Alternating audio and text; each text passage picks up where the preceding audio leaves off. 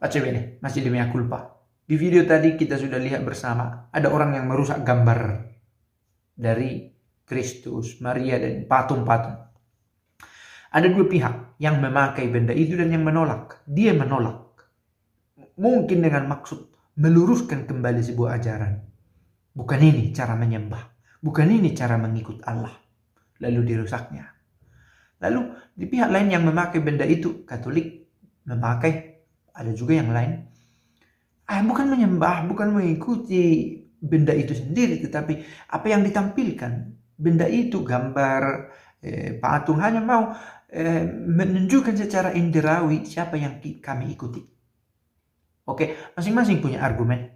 Yang satu yang merusak itu entah dia Kristen yang lain atau dari agama lain.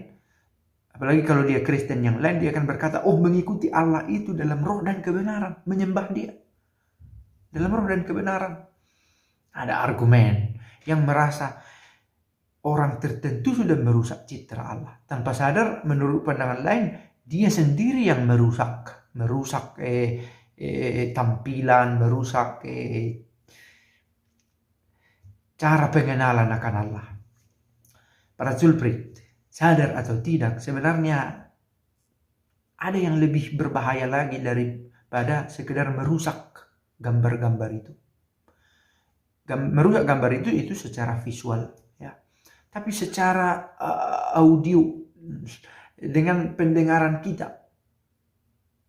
ada juga yang merusak gambar Allah. Dengarlah propaganda-propaganda yang mencoba menarik perhatian orang dengan kalimat, dalam Kristus selalu ada kegembiraan, selalu ada keringanan beban, katanya. Saya pikir itu tidak selalu bisa dibenarkan melihat konteksnya, ya. Kristus sendiri pernah merasa sedih, dan lihatlah peristiwa di Taman Getsemani malam ketika ia berdoa sebelum diserahkan. Dia sampai menangis, katanya. Apakah menangis darah atau apa? Tidak selalu kegembiraan. Maka kalau ada propaganda itu, ayo kita ikut menyembah Kristus, supaya kita itu membuat Kristus sebagai seolah-olah opium, obat candu yang kalau kita memakannya kita fly, kalau kita berdoa kepadanya kita fly. Ada orang yang semakin berdoa semakin merasa lebih banyak cobaan kepadanya. Nah, salahkah dia berdoa? Atau salahkah hidup ini?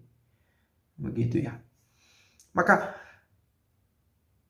tindakan-tindakan yang membelokkan pemikiran kita tentang Kristus bukan hanya secara visual, tetapi juga secara audio. Itu yang mau saya katakan. Maka berhati-hati. Pertama, tentang gambar tadi, ya.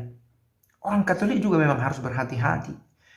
Video di awal itu mau mengingatkan, jangan-jangan sudah ada penyembahan berhala oleh oknum pihak tertentu di dalam gereja Katolik, yang karena sedemikian putus asanya menjalani hidup, akhirnya secara keliru memaknai imannya. Oke, karena beratnya beban.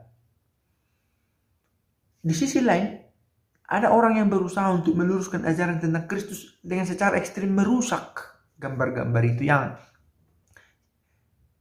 yang digerakkan oleh praduganya sendiri. Dia menduga orang Katolik menyembah patung, maka dia merusak.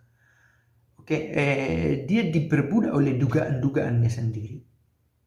Dia tidak ada dalam dunia real, tapi dia ada dalam dunia ide. Bahwa dia dalam idenya orang Katolik menyembah patung, so I have to destroy, harus saya hancurkan.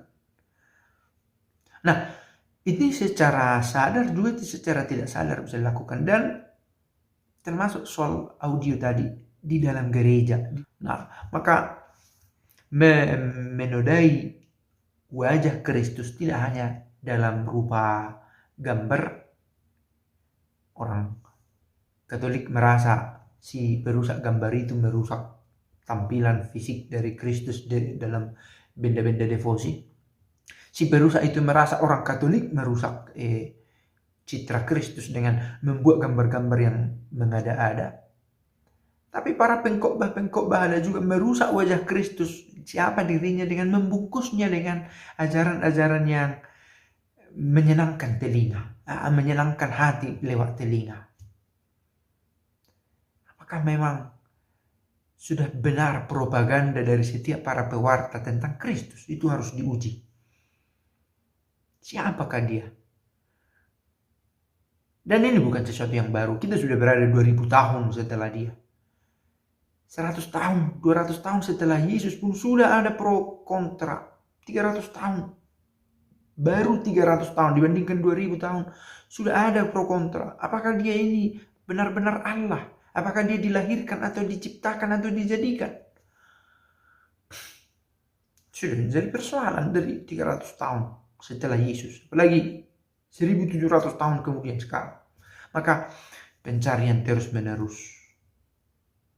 Dan jangan sampai usaha kita untuk mencari ini menghambat orang yang juga mau mencari Kristus.